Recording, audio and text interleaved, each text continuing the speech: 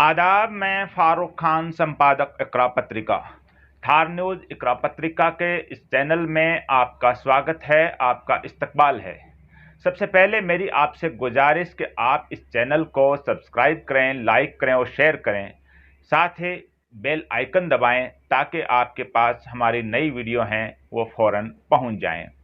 अब हम आज के इस एपिसोड में जो फ़लस्तीन इजराइल जो विवाद हुआ था, जो युद्ध हुआ था, उस संदर्भ में हम चर्चा कर रहे हैं। हमने आज इसके लिए जो टॉपिक चुना है कि हमारे देश के अंदर जो बहुत से लोग ऐसे हैं जो इस मामले को लेकर के एक सांप्रदायिक रंग देने की कोशिश कर रहे हैं और कहीं ना कहीं इसको बड़े पैमाने पे इजराइल की इसको जीत बताया जा रहा है, या ये कहा जा रहा है कि इजराइल ने पूरी ताकत से फ़लस्तीनियों को कुचल दिया, फ़लस्तीनियों के साथ ये कर दिया, वो कर दिया। लेकिन भारत सरकार की ऐसी राय नहीं है। अब आप देखिए कि ये जो लोग हैं, जो जितने भी ऐसे लोग हैं जो इस वक्त खुलकर के इजराइल का इस मामले में सपोर्ट कर रहे हैं या इजराइल की वाहवाही कर रहे हैं, या फ़लस्तीन के जो मजलूम लोग हैं या फ़लस्तीन पे जो अत्याचार हो रहे हैं उनके खिलाफ बोल रहे हैं, उनमें जो लोग कौन हैं? उनमें लोग हैं वो उस विचारधारा के समर्थक या उस विचारधारा को फॉलो करने वाले लोग हैं जिसको हम आरएसएस की विचारधारा कह सकते हैं। यानी प्रधानमंत्री नरेंद्र मोदी और आरएसएस और भारतीय जनता पार्टी, इनको फॉलो करने वाले लोग हैं, इस विचारधारा को मानने वाले हैं। अधिकतर लोग ऐसे हैं जो इस वक्त इसराइल का समर्थन कर रहे हैं और ये कह रहे हैं कि इसराइल है, उसने फ़लस्तीन को कुचल दिया, ये कर दिया और वो कर दिया। अब आप देखिए कि सरकार किसकी है। सरकार भारत के अंदर नरेंद्र मोदी की है, जो आरएसएस के एक कार्यकर्ता हैं। यानी सरकार है वो आरएसएस की है, और सरकार है जो भारत की सरकार है, उसने संयुक्त राष्ट्र संघ की जो सुरक्षा परिषद है उसके अंदर जो बयान दिया, जो बात कही, जो अपील कही, वो एक अलग चीज़ है। यानी संयुक्त राष्ट्र संघ में जो भारत सरकार का जो पॉइंट रखा गया, उसके अंदर एक संयमित बात थी, दोनों पक्षों से शांति बनाए रखने की अपील, और साथ ही इसके अंदर अत्यधिक संयम बरतने की बात भारत ने संयुक्त राष्ट्र संघ में कही।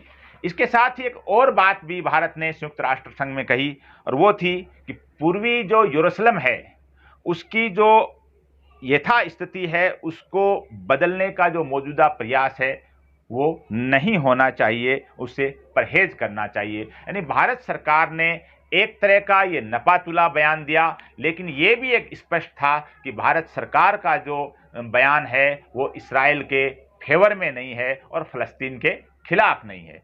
इसके बावजूद जो बड़े पैमाने पे जो प्रधानमंत्री नरेंद्र मोदी, भारतीय जनता पार्टी और आरएसएस को सपोर्ट करने वाले ज़्यादातर लोग हैं, वो सोशल मीडिया पे एक तरह से इसराइल का सपोर्ट कर रहे हैं और फ़लस्तीन को के लोगों को कुचलने की बात या इसराइल ने जो किया है उसकी जीत मनाने की बात ऐसी कही जा रही है।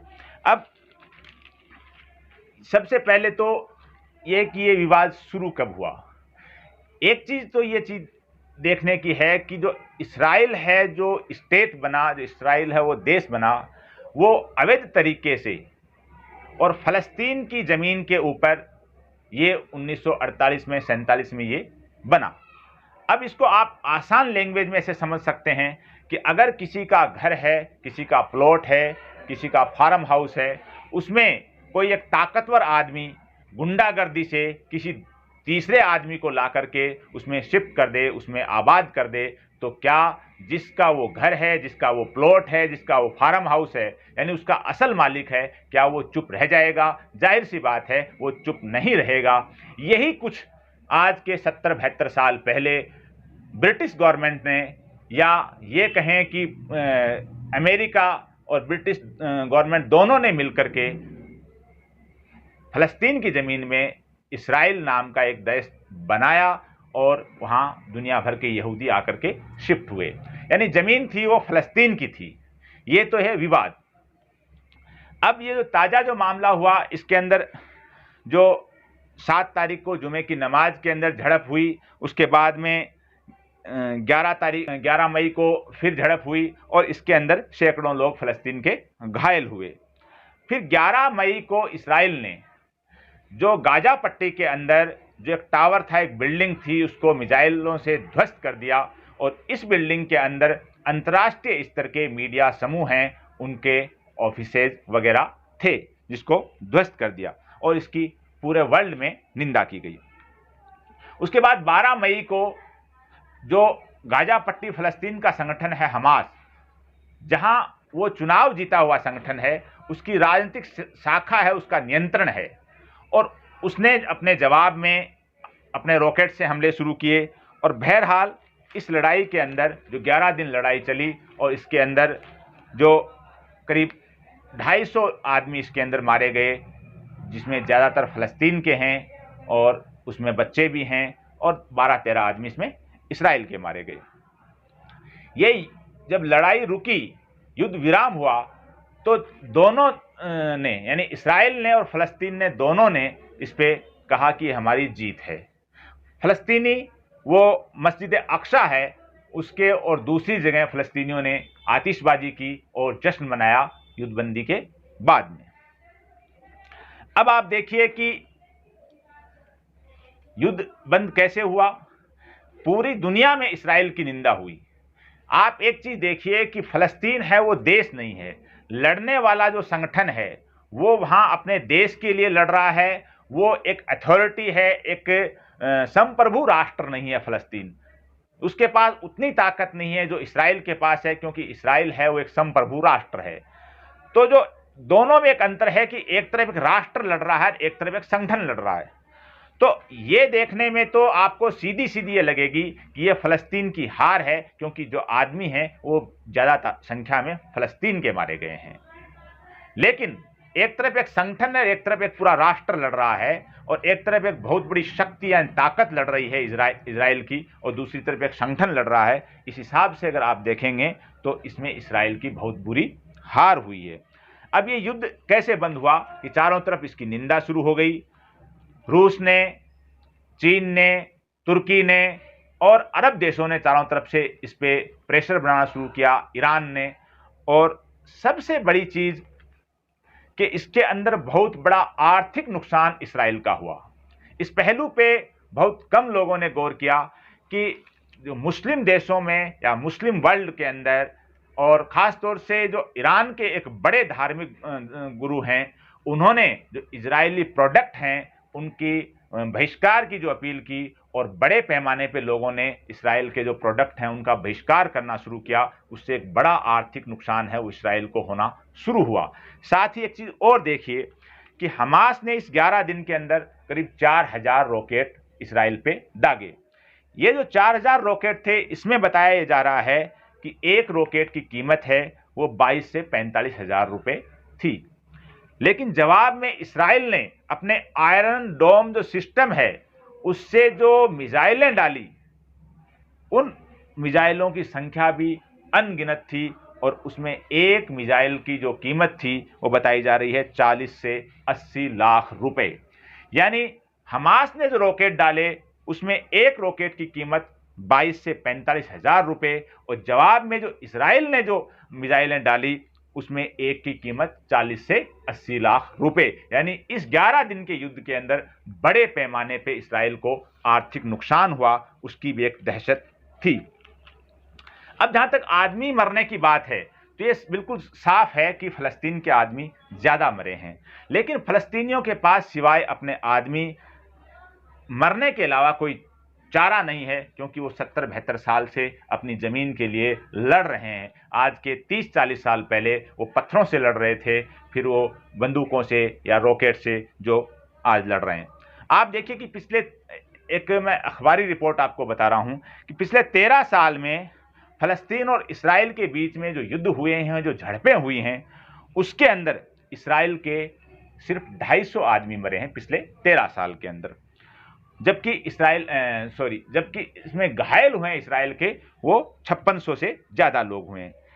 इस 13 साल के अंदर फलस्तीन की तरफ जो लोग मरे हैं उनकी संख्या है 5733 13 साल में, और फलस्तीन के जो लोग घायल हुए हैं वो 1,20,000 के करीब घायल हुए हैं।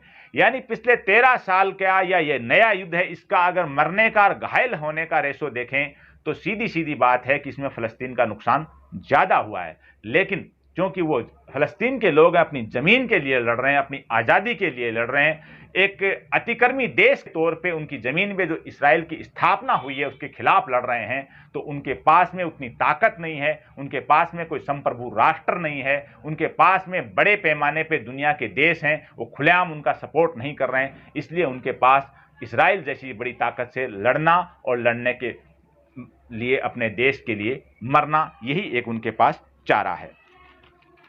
अब आप एक चीज़ और देखिए इसके अंदर कि जो ये मैं उन लोगों को बता रहा हूं कि हमारे देश में जो बड़े पैमाने पे लोग ये कह रहे हैं कि इसमें फलस्तीन की हार हुई है और इसराइल की जीत हुई है। मैं ये कह रहा हूं कि देखिए, असल चीज होता है कि हमें हमारी तरफ देखना चाहिए कि आज हमारे देश की क्या हाल हो रही है। हमारे देश के अंदर रोजगार चौपट हो चुका है, हमारे देश के अंदर व्यापार चौपट हो चुका है, और कोरोना महामारी से त्राही त्राही मची हुई है। यानी पिछले 1.5 साल में हमारी लंगोट हमसे नहीं टंग रही है। पिछले 1.5 साल के अंदर हम तबाह बर्बाद हो रहे हैं, आर्थिक मोर्चे पे, रोजगार के मोर्चे पर, कोरोना के मोर्चे पर। 2016 के अंदर नोटबंदी का जो फैसला था उसने, उसके बाद जीएसटी का 1 साल बाद फैसला हुआ, उसमें भारतीय अर्थव्यवस्था की पूरी तरह से कमर तोड़ दी थी। जो चीज बची थी कुछ, वो पिछले 1.25 साल में इस कोरोना ने चौपट कर दिया। ऐसी स्थिति में आज हमारे पास क्या है? आज आप देखिए कि मैं आपको कुछ चीजें बता रहा हूं, मैं खबरें बता रहा हूं आपको कि एक अखबार की खबर है कि गंगा किनारे 1 किलोमीटर दायरे में इतनी लाशें तैरती हुई मिली कि उनकी गिनती नहीं हो सकती। यानी ये गत दिनों की खबरें हैं। जो इस 11 दिन युद्ध चला है, उस युद्ध के दौरान हमारे यहाँ क्या हो रहा था कि गंगा किनारे 1 किलोमीटर के दायरे में इतनी लाशें मिली कि उनकी गिनती करना मुश्किल है। ये एक अखबार की न्यूज़ है, ये आपने पढ़ी है सारी चीज़ें। इसके अलावा इसी से संबंधित एक खबर आपको और बता रहा हूं मैं कि गाजीपुर घाट, जो गंगा का घाट है, उस पर एक खबर थी कि 52 लाशें मिली, और उसमें जो ये भी एक अखबार की रिपोर्ट है। इसके अलावा एक रिपोर्ट और है जो 15 मई की है। इसी युद्ध के दौरान गंगा किनारे 1140 किलोमीटर में 2000 से ज़्यादा शव मिले। ये अब आप देखिए, इनके अलावा और चीज़ें आपको बता रहा हूं जो इन दिनों पिछले 10, 12, 15 दिन में हमारे देश में क्या हुआ। एक खबर है राजस्थान से संबंधित। ऑक्सीजन रेमडेसिविर जो इंजेक्शन है उसकी जमाखोरी करने वालों ने, नकली बेचने वालों ने कई घर उजाड़ दिए, जिसमें 32 लोगों के खिलाफ मामला दर्ज हुआ है। और जिन लोगों के घर उजड़े हैं, जो ऑक्सीजन और की कालाबाजारी और इस नकली रेमडेसिविर इंजेक्शन की वजह से जिनका डेथ हुआ है, उनके घर वाले हैं इन लोगों के खिलाफ गैर इरादतन हत्या का मुकदमा दर्ज करवाने की तैयारी कर रहे हैं।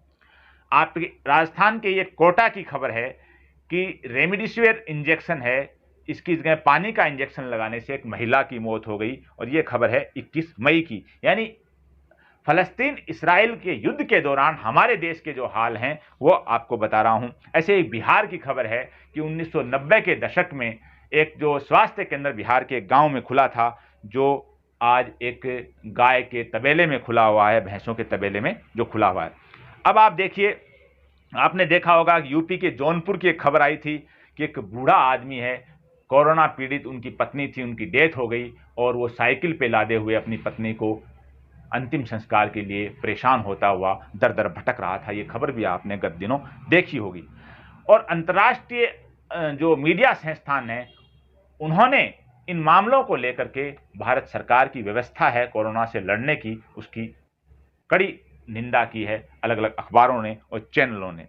अब इन सब के बावजूद आप देखिए कि आरएसएस के प्रमुख हैं मोहन भागवत ने, उन्होंने भी गत दिनों यानी 15 मई को कहा है कि सरकार, प्रशासन व लोगों की लापरवाही की वजह से ये हालात बिगड़े हैं। यानी मोहन भागवत, उन्होंने जहां लोगों को लापरवाह माना है, उसके साथ में ही सरकार को और प्रशासन को भी लापरवाह माना है। यानी जो सरकार चल रही है देश में, केंद्र की या राज्य की, उनको भी उन्होंने लापरवाह माना है।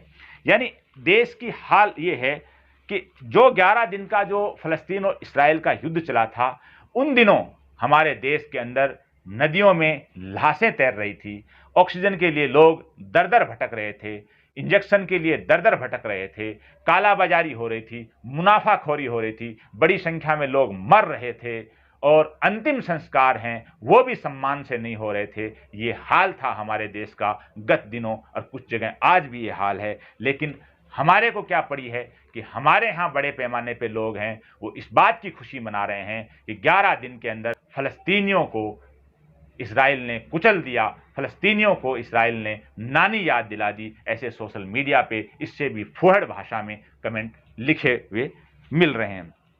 अब जीत कैसे हुई?